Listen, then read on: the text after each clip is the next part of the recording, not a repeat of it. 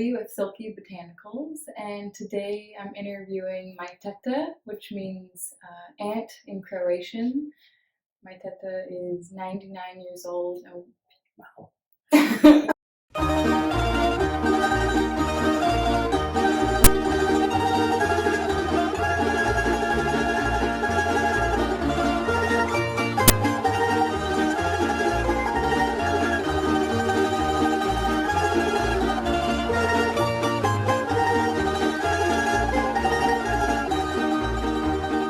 Zraslo nam je jedno drevce, drevce zeleno. Zraslo nam je jedno drevce, drevce zeleno. Zraslo nam je jedno drevce, drevce zeleno.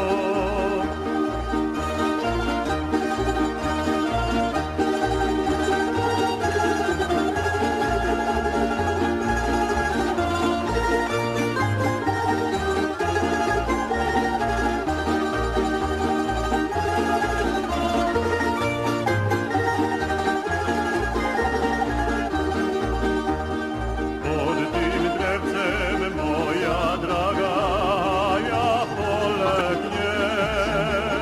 Pod tim drevcem moja draga ja polegnie. Pod tim drevcem moja draga ja polegnie.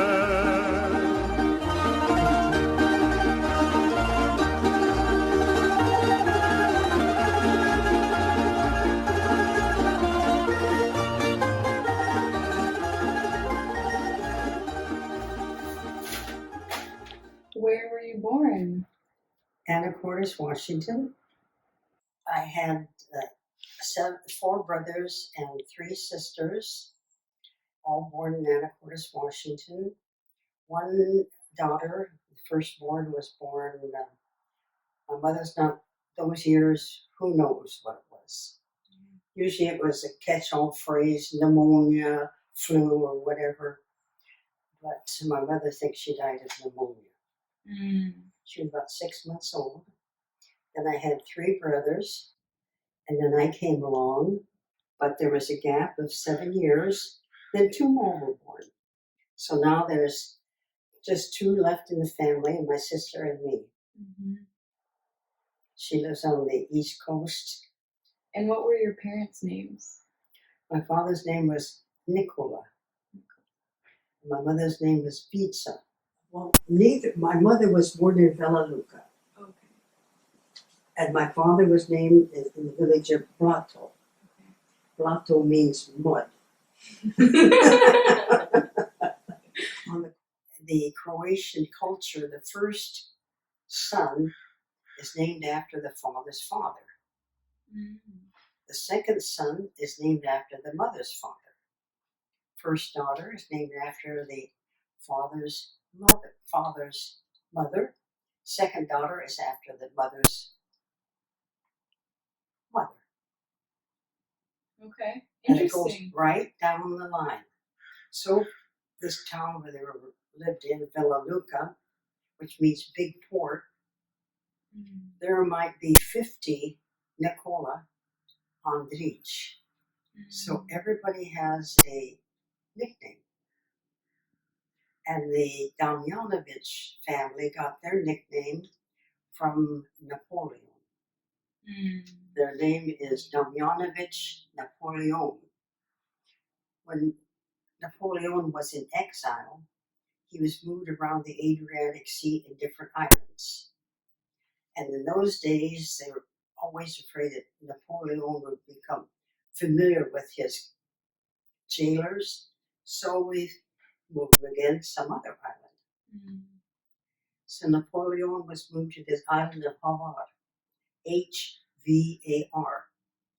And there he met a nice Croatian girl. And me and the nice Croatian girl became friendly. In fact, they got so friendly they had a baby. And that baby's name is Petar. So the Damjanovic side, my mother's side, has a family nickname of Damjanovich Napoleon to distinguish him from the other Damjanoviches. This goes in the Slavic culture. When you see an ICH at the end of the name, that means son of. So Andrich means a son of Andrew. Damjanovich, my mother's maiden name, is a son of Damien. Okay. Franulovich, the son of Frana would be. And then right down the line. And how do you tell one from the other? You don't. Which one? So everybody has this nickname. And my father's side, they got the name of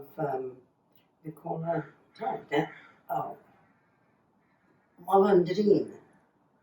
One of my father's relatives was to go down to the ships and beg for whatever they had.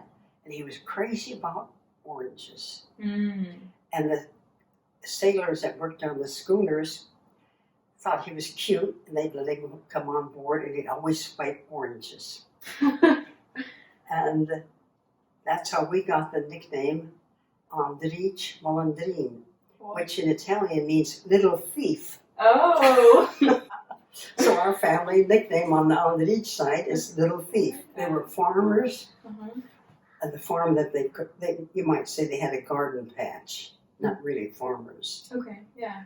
And then they would fish. Okay, fishers. Yeah, that's how they lived, fishing and farming. Wow. On the coast, it's nothing but rock. And how the people on the coast made their own earth. Made their own earth. They would take the rocks, pulverize the rocks, and mix it with manure from the sheep. Wow. And the goats, and they would make earth. Whoa. How they got, who knows? That's really cool. Yeah. Wow. And everybody had kupus. What's a kupus? Kale. Oh. Okay. So a lot of kale eating. Ate a lot of kale. That's why our genes are so good. Yeah. Kale is just outstanding for you. Years ago in Velanuca, the Italian schooners would come in to get supplies, mainly wine, olive oil, and water. But no, not water, because there was no water on the island where my folks lived. Wow. They had, every house had a cistern that was a well in the ground. Oh, okay. And how do you keep that well clean? You got a fresh water, a seawater eel. At every home had an eel that lived in the cistern to eat all the bugs and the bacteria. Really? Yes, purified. Wow. That was a purifier. Cool. Then they got modern. Now they have piped in water. Yeah. On the coast, it's nothing but rock. Nothing but rock. Inland on the island of Corchula, there's areas that are level, so there's nice, beautiful farms up there. And they have water, they have cisterns and rainwater, but on the coast, forget it. Nothing. So these schooners had come in to fill up for wine and olive oil. And my father's parents lived in Blato. So they had to journey from Blato, which is about 5-6 miles, to Velanuca with a mule. And it was an all-day trip to sell their produce. Wow. So little by little, they figured, well, let's build a warehouse here. Because there were pirates that came in. And you had to have somebody stay and watch the wine and the olive oil so somebody wouldn't steal it. And then when the women that lived in Velanuca saw the scooters come in, they would run to the hills. Oh, you know what they wanted? The women. Yes. Yeah. They'd run up the hills, take their kids, Yeah. and they could watch the pirates down below, or the people that worked on the schooners. That when they always knew when a schooner came into town. Wow. Why they left Croatia. Or Yugoslavia? At that time, it was Austria-Hungary. Oh, okay. My father didn't want to, it was conscription. He had to go and serve in the Austria-Hungary army or navy, whatever. And he was against war. Okay. And how it happened, but his relatives, how they scraped the money together. Everybody scraped the money together, bought him a ticket to come to America. He came to America, had to be before the earthquake in San Francisco, maybe a couple of years before that. I think the quake was 1906 in San Francisco. And he came with one of his brothers. And when they came to New York, they worked in the Hudson Tunnel. At that time, there was a tunnel being built from New Jersey to New York. No, Hoboken to New Jersey. And who would take those menial tasks? Nobody but a foreigner. They didn't know the dangers down there. Yeah. And they got $1 a day. My father said he was rich. Did your mother come with your father? Oh, my father and his brother, one that got the woman's disease, Yeah. they came first. Okay. And then my father went back to Bella Luca to find a wife. Oh, okay. And he found my mother. They married in Bella Luca, and he brought her to America. Oh. And then New York was too big. Because that time Bella Luca was probably maybe 500 people. Wow. And it was just too big for him. So they decided to come to San Francisco. So they heard there were people on the West Coast. So they traveled by train cross country. And I think at that time my mother said it took 4 days. Wow. To come by train. She didn't know how to speak American. She was ashamed of this, ashamed of that. She said she didn't go to the toilet once. Not even to pee. 4 days. Oh my God. Can you believe that? And they came to Seattle. There were a lot of our people in Seattle, Croatians. And my father worked at Bethlehem Steel in West Seattle. Oh. But he didn't like that. It was a factory, noisy, dirty, dust. He didn't like it. So they heard there are people in Anacortes. So they moved to Anacortes. And that's where he started fishing in Anacortes. In fact, he bought a boat. It was a small, not a very big boat. It was, you might say, one-person boat. He would go to southeastern Alaska and fish every summer, and then he'd come home. And then he accumulated some money and he bought a farm on Fidelbo Island, about 11 miles out of town, 15 miles out of town from Anacortes. Okay. And little by little, as he got the money, tilled the soil, everything was pick and shovel. Wow. Pick and shovel. Yeah. At 750 feet of beachfront. And as he not plowed, because we didn't have any mechanical tools, everything is pick and shovel, cleared the land, and then he started planting potatoes, beans, string beans, peas, carrots. And we called, at them states, it's called a truck farm. Everything was, my father bought a truck, but he never learned how to drive. He tried to once. He got behind the truck and he froze. Oh. But he could go over and take a boat to Alaska by himself. Yeah, wow. So who drove the truck? Us kids drove the truck. Guys. And I started driving. I was 14, but not on the highways, just around the farm. Was your mother into the gardening as well? We all worked in the All garden. of you. All. And then how did you process your food? We had our own, we ate fish, and vegetables. My mother did a lot of canning. Yeah. They said that's a quart, that's about a gallon. Mm-hmm. She put everything up in gallons. Gallons, wow. Well, My mother worked in the fish cannery, and she would bring home fish heads, and they would call it the slimers. They would take the backbone out of a salmon, and she would bring the bones from the salmon, bring them home, and we'd eat those, because always a little bit of fish on them, and the heads. That's the best part of the fish.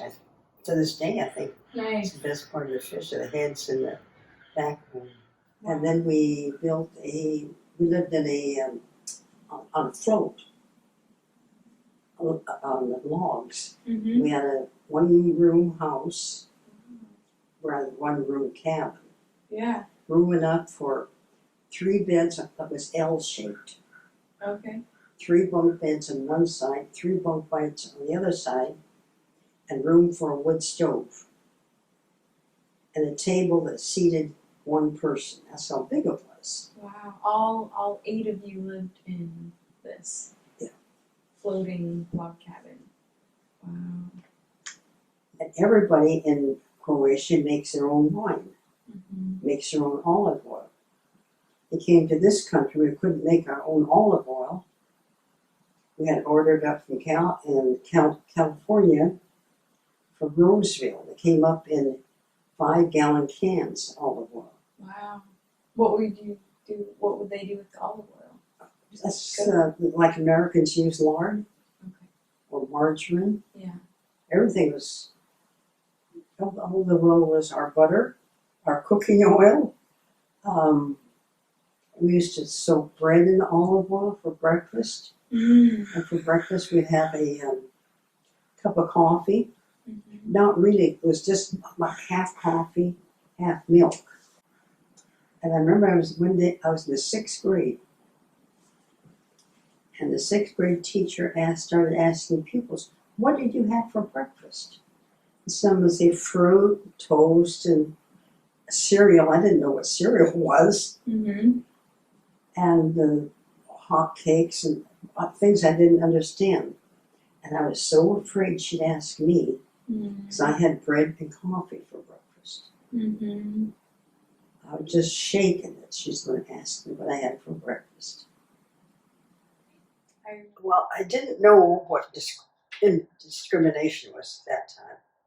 But I knew I was different. I knew the things that the Americans had that we didn't have. I knew there were things that Americans could do that we couldn't do. Because we all lived in our little group, neighborhood. And I really didn't realize it till I went to school. And I noticed the teachers, and the teacher would never call on me when I raised my hand.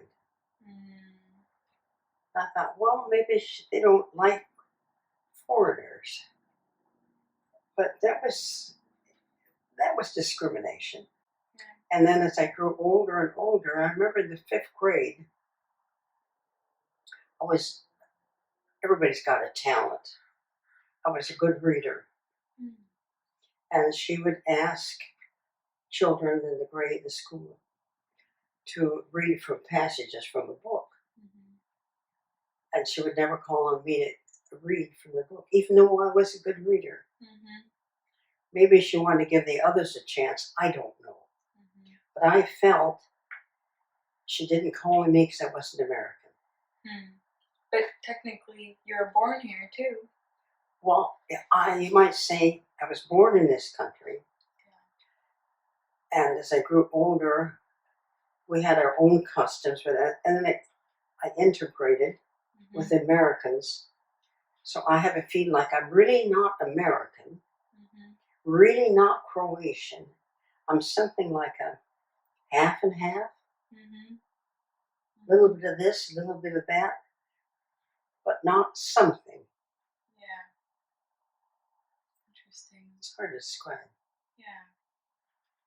And was Croatian spoke in in your home? Oh yeah, my the oldest one in the family, my brother Nick, went to first grade and he flunked. Couldn't speak American. Mm-hmm.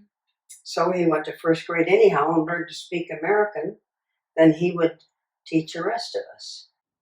My mother and father, my mother spoke better. Well, when my father was in jail, my mother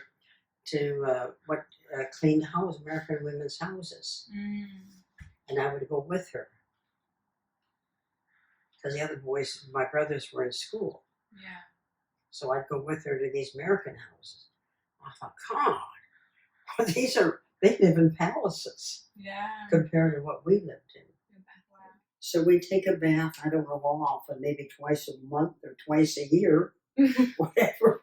In the big, my brother, they had these big wash tubs, round, galvanized tub. Yeah. She would heat the water on the stove. And in my culture, the boys came first. Mm-hmm. So my brothers got in, took a bath first. Mm-hmm. Then when it came time for me to take a bath, the water was black and cold. Yeah. I remember that water, black and cold. I took a bath on the kitchen floor. Uh-huh.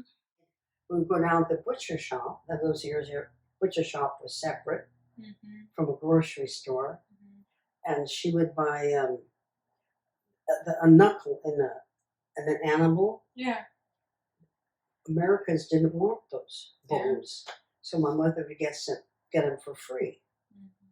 And then she would get short ribs, the cheapest cut of meat you could, to make soup. Because my father had to have soup every day or every other day. And our biggest meal was at noon. And if you weren't home at noon, you didn't eat. And you ate what was on the table. That was it. Yeah. And we were glad to get what was on the table. Yeah. And then during the Depression, I remember somebody coming to our back door and asking for something to eat. And my mother gave him something to eat. I don't know what it was. And I asked my mother, why did he come to our door asking for something to eat? Because I didn't know there was a Depression. Us kids didn't know. We always had fish. But when the fishermen couldn't go out fishing, we had rice. And we got the rice. Remember, we take a little wooden wagon down to someplace in Anacortes, would bring home flour and rice. So it had to be relief. And we'd have rice with olive oil. Boiled rice with olive oil. Wow. Oh, glad to get it. Yeah. And fish. And where's what? What's Zaya? Oh, Zaya. That comes from the word Zaya. It's called Zaya.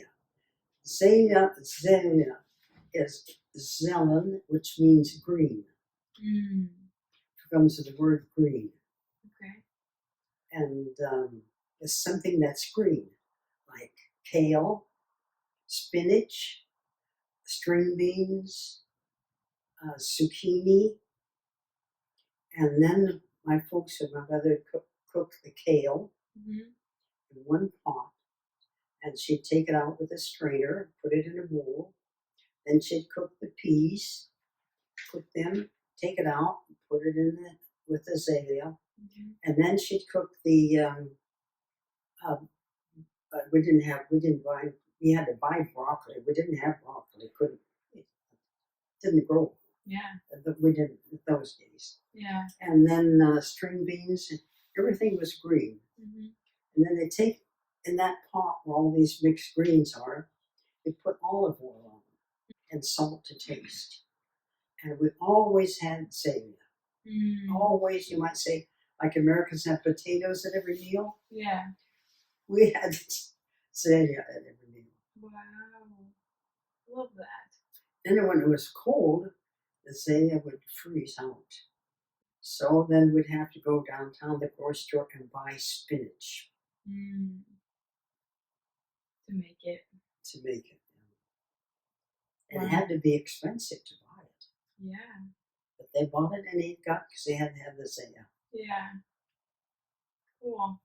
And then, what is Shabbat-chichi? Shabbat chichi. That is a Lebanon.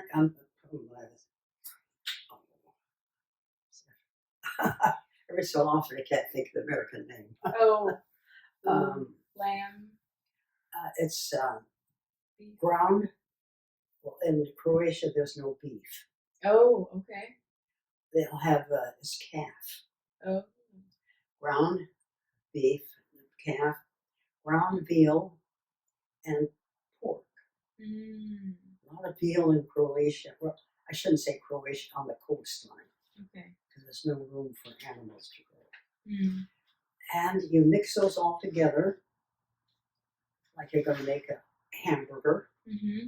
and then you put a lot of garlic in it. Oh, okay. But instead of making them like a hamburger patty, you make them like a cigar. Mm-hmm. They're about that, and about that long. Mm-hmm. And Shabbat-chichi. Shabbat-chichi. For short, they're called Shabbat.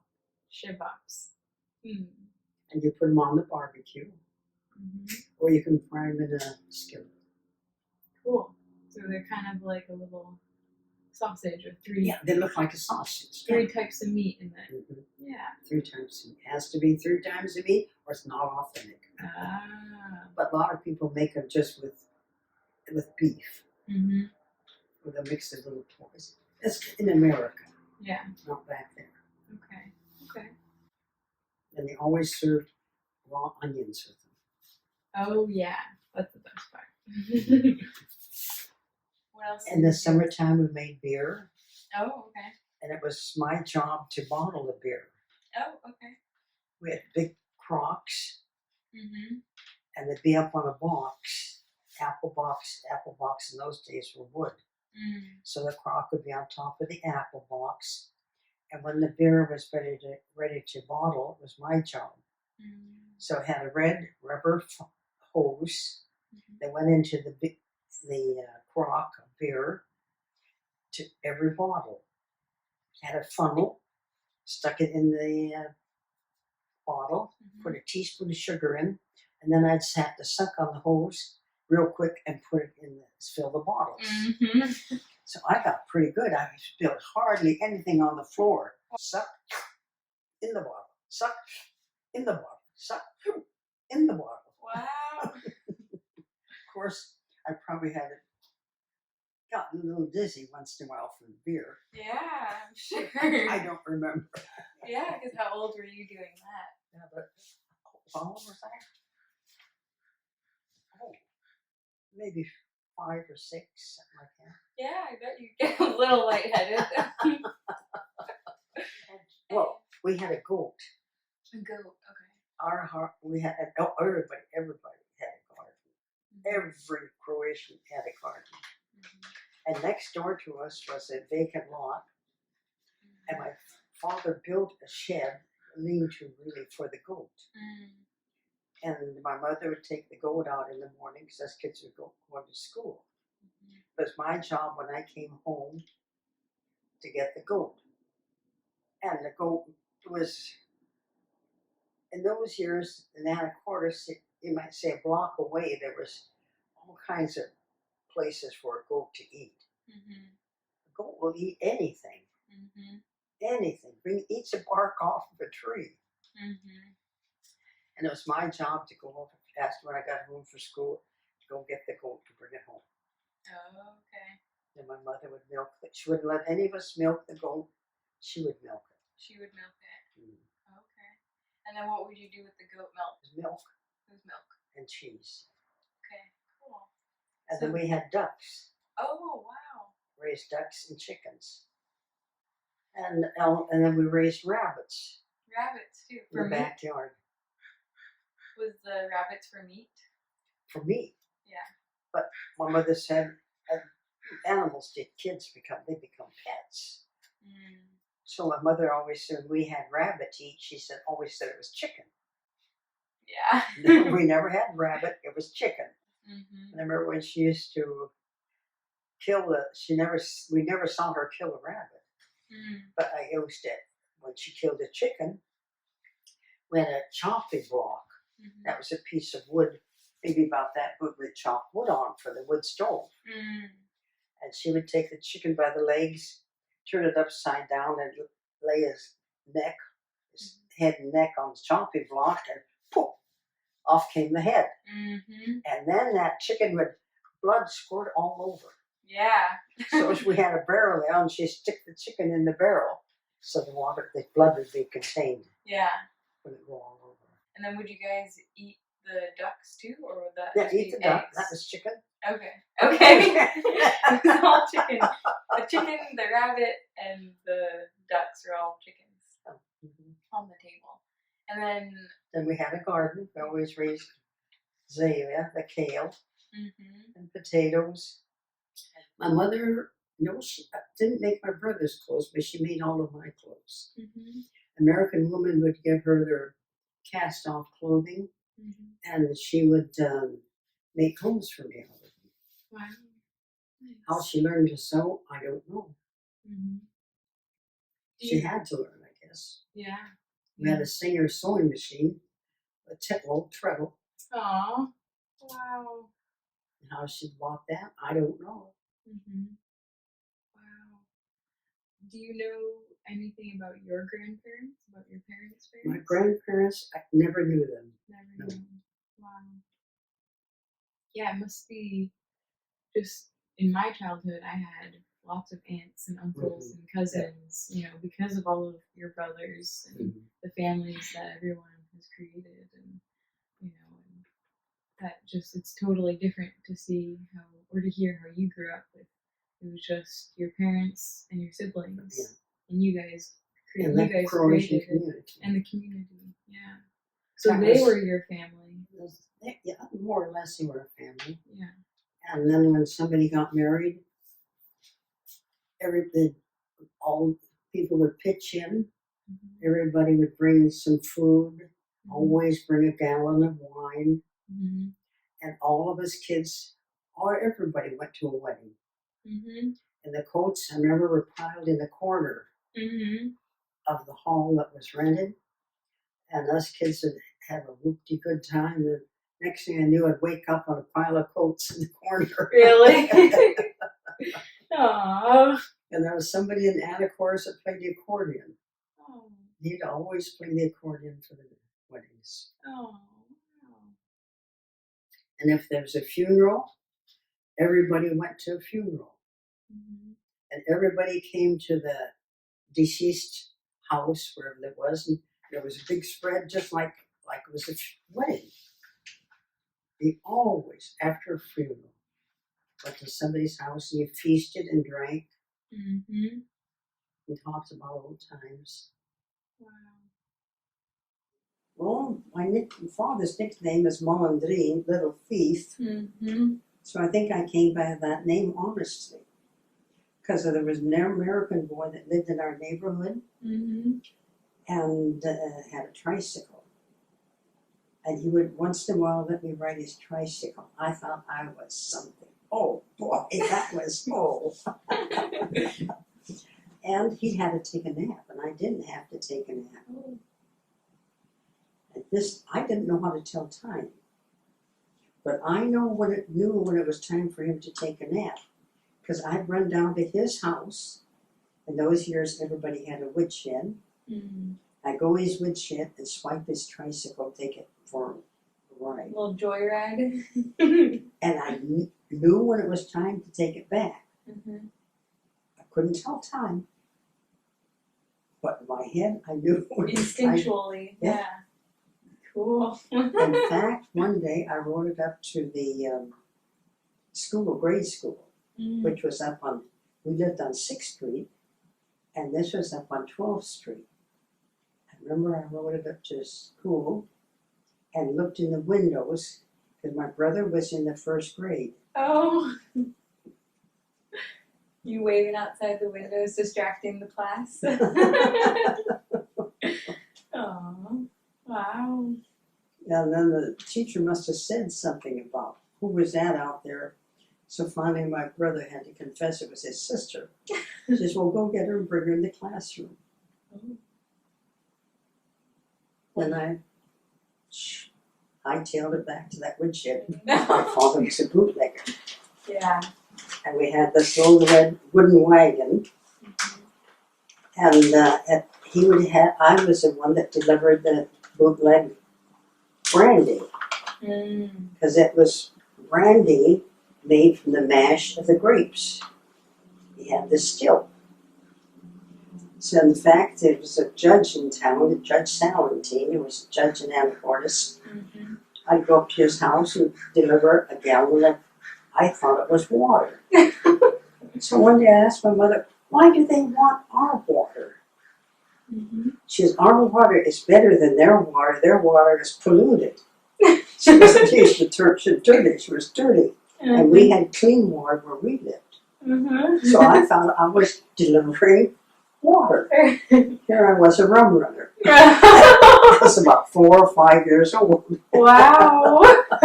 Wow.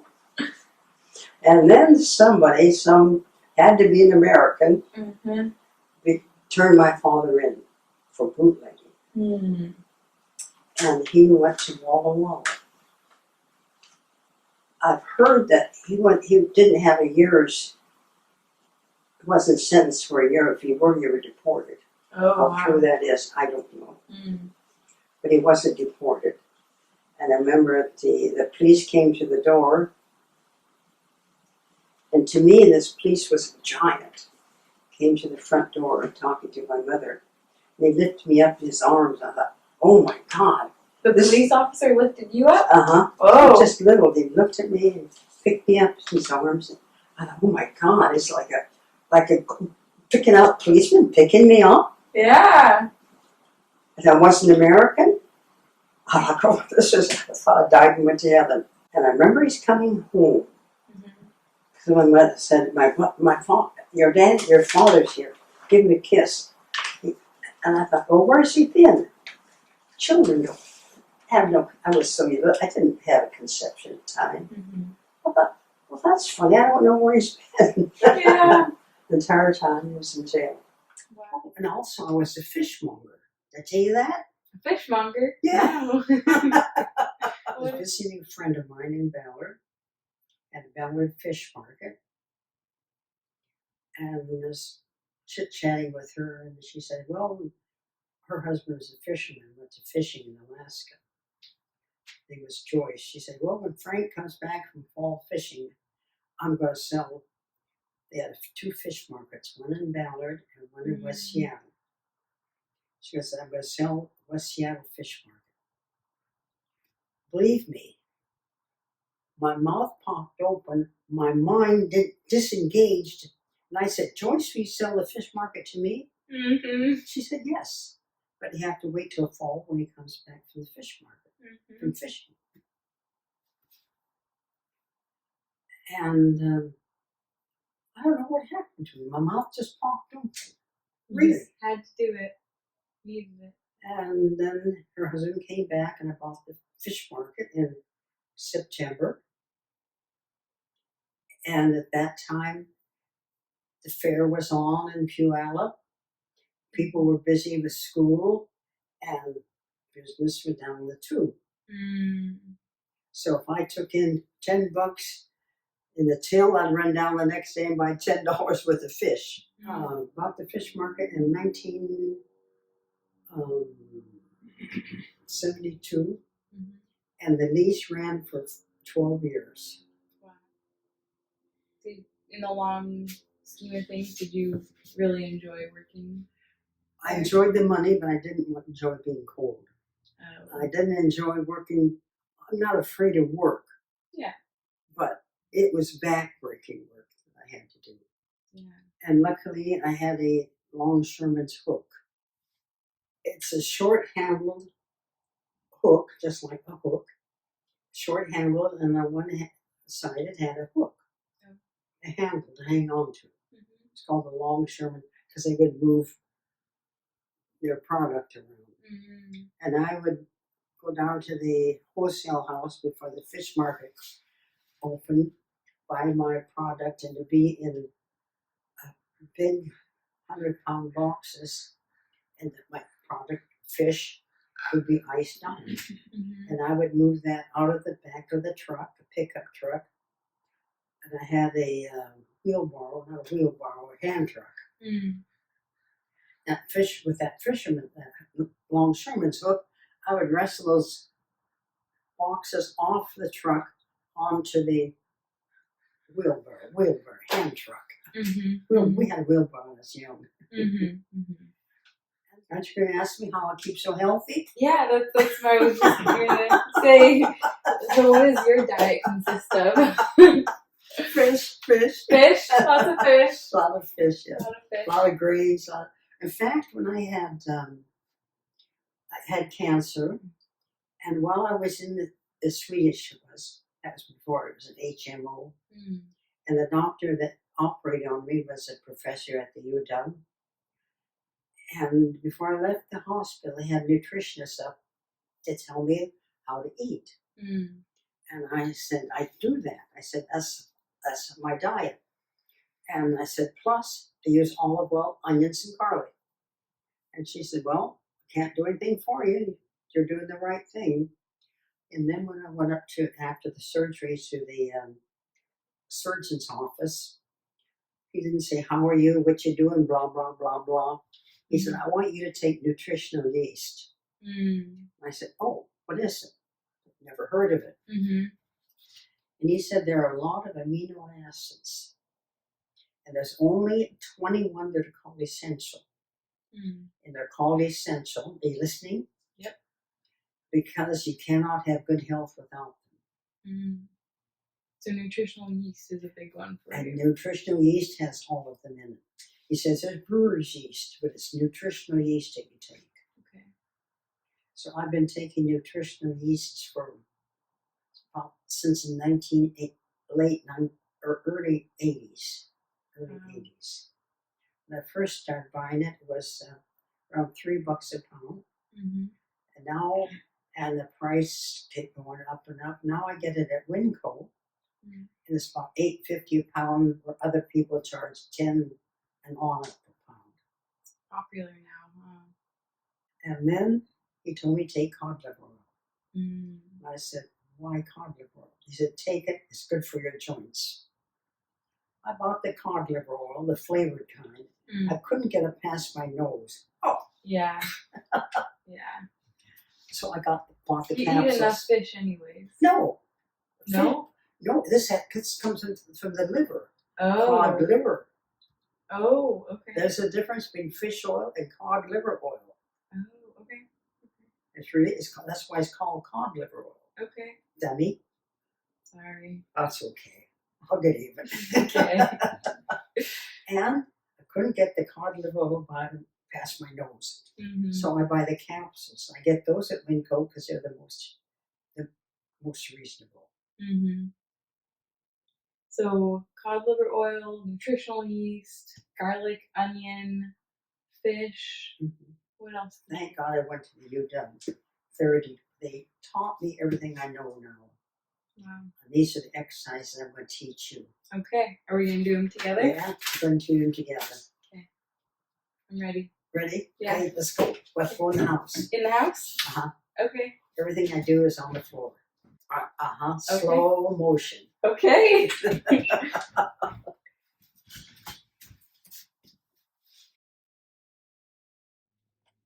That's you. You don't have to push it. If you're showing this to somebody else, you have to sometimes sneak up on your muscles. Okay. So if it's right here, you can only go this far. Hold it for about 10, to the count of 10. Then go down an inch. And then count to another 10. Then maybe another inch. Count again. And you're just sort of sneaking up so you can get there. Then you hold this. Oh, I hold it for, say, 10, 15. Then you reach over and do the same. About 10, 15, 20, mix it up. Okay.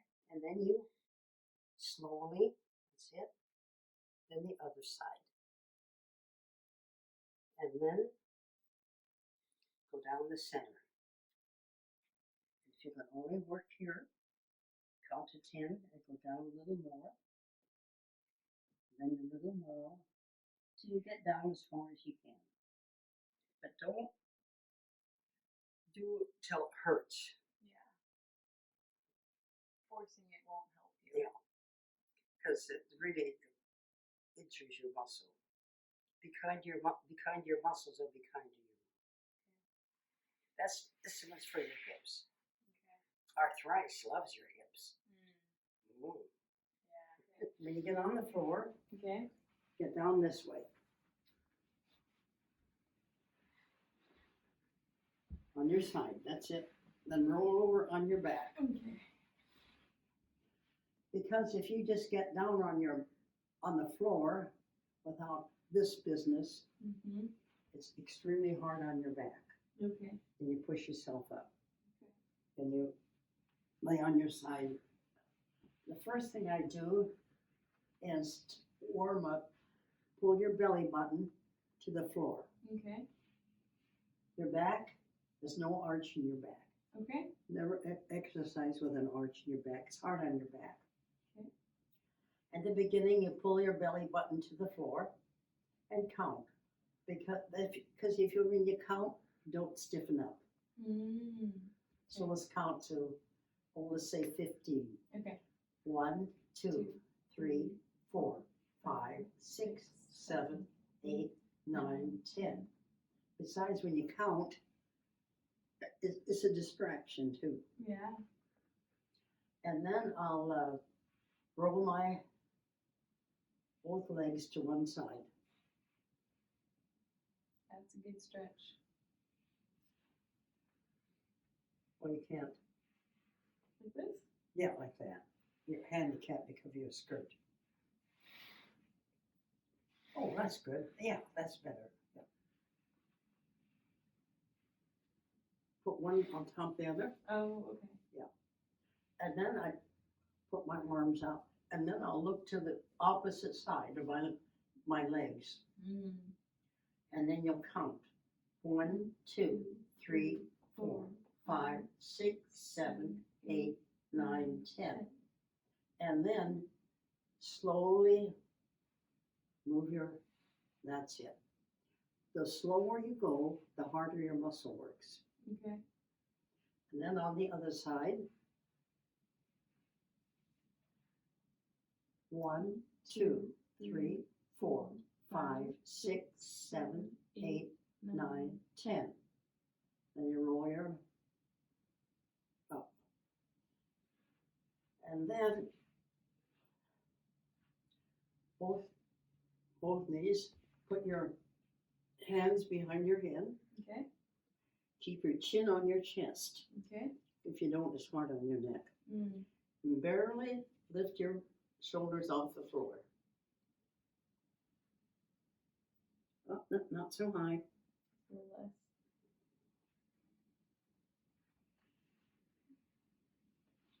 No, high.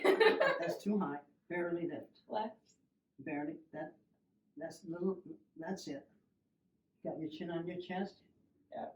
Count. 1, 2, 3, 4, 5, 6, 7, 8, 9, 10. Yep, that's it. 1, 2, 3, 4, 5, 6, 7, 8, 9, 10. Relax. This is for your abs, Mm. your upper and lower. They're the most important muscles in your body. Okay. Then you put your feet up, hands behind your head, barely lift your shoulders. Okay. 1, 2, 3, 4, 5, 6, 7, 8, 9, 10, 11, 12, 13, 14, 15. That's enough. And then as those abs get stronger, Mm-hmm. increase it every week. Okay. Instead of 15, make it, 20 or 25, whatever you can without overdoing it. Okay. And then extend one leg and never put two legs down. Never, because that's hard on your back. Mm. Extend one leg and barely lift it off the floor. Okay. Can you see where it is? Yeah, about Okay. an inch or so. Can you go down lower? Oh, yeah. Can you go down lower? As low as you can. Okay. Count. 1, 2, 3, 4, 5, 6, 7, 8, 9, 10, 11, 12, 13, 14, 15. Relax. Okay? Okay. And as you get stronger, increase it every week. Maybe 5 or 3, whatever. Okay. And the other leg down. Barely lift it off the floor.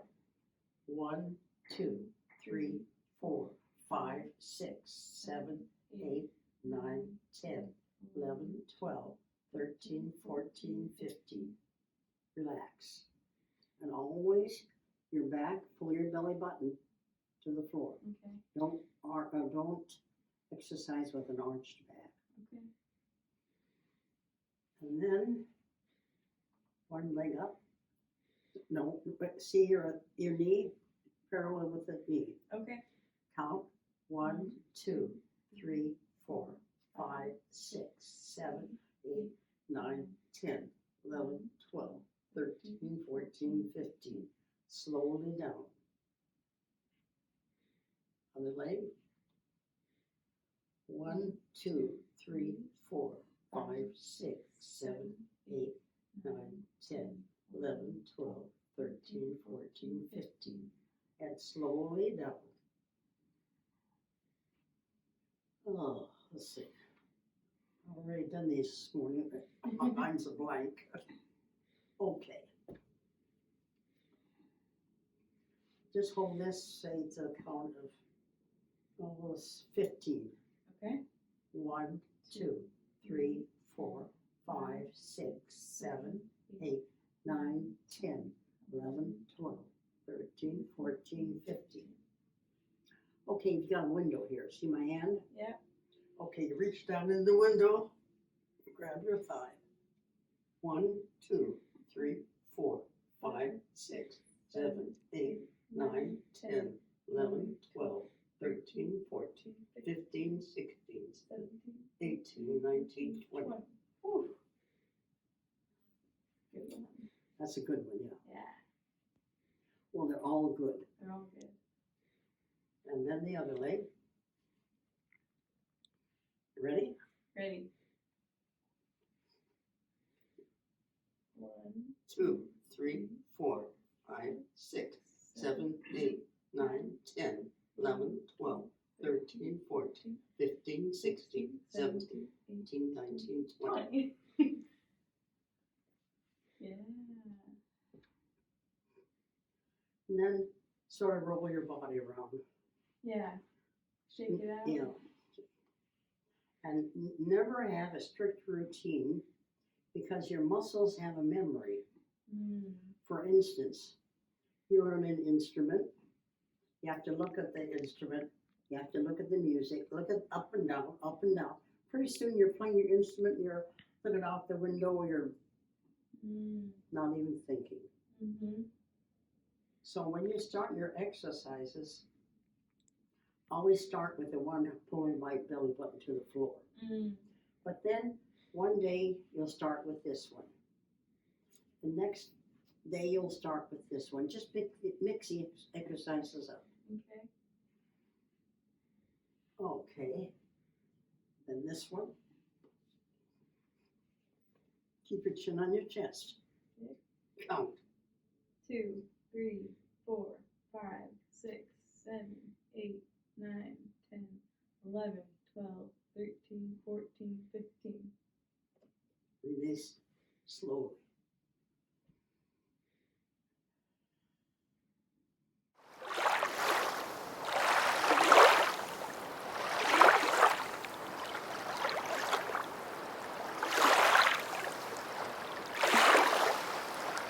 I don't think there were rubbers in. Yeah. Were there? I don't think so. You should know, you're a man. I said. Rakia? I'm sorry? Want a shot of whiskey? Okay. I love hearing you being a bootlegger or a rum runner when you're like 4 years old. So cute. Just, here's your water. Yeah.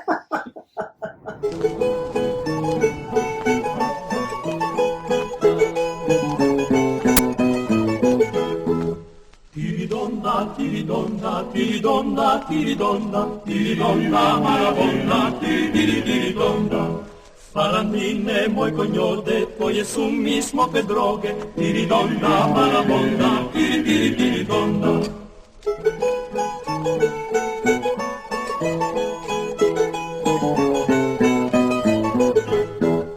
U kućicu, na goščicu, u kućicu kreko požonda, tiridonda, marabonda, tiridonda. To je vidil jako spartor, koji od gušta smogve kvastor, tiridonda, marabonda, tiridonda.